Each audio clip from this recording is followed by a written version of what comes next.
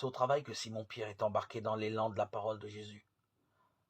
La journée avait été mauvaise et se terminait, mais Simon s'est laissé déranger. Une première fois en laissant sa barque servir de chair improvisée.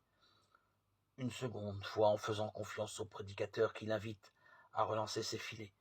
Une troisième en passant de l'effroi à la pêche aux hommes. Pierre s'est laissé travailler par Jésus. Luc 5, 1, 11. L'expression « vous porterez du fruit » dans Colossiens 1,10 peut paraître désuète, mais il faut la revisiter tant elle est fréquente dans les Écritures. La métaphore joue sur deux plans. D'abord, celui de la terre et de sa profusion, porter du fruit.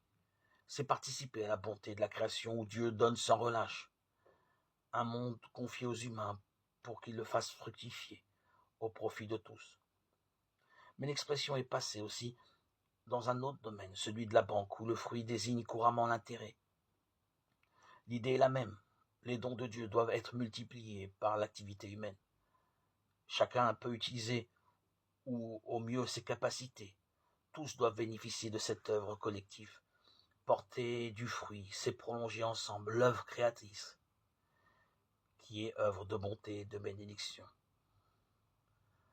Dieu Tout-Puissant, force de ceux qui espèrent en toi, sois favorable à nos appels, puisque l'homme est fragile et que sans toi, il ne peut rien.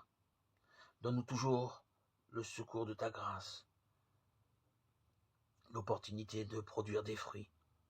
Ainsi nous pourrons, en observant tes commandements d'amour, vouloir réagir de manière à répondre à ton amour. Écoute Seigneur, je t'appelle.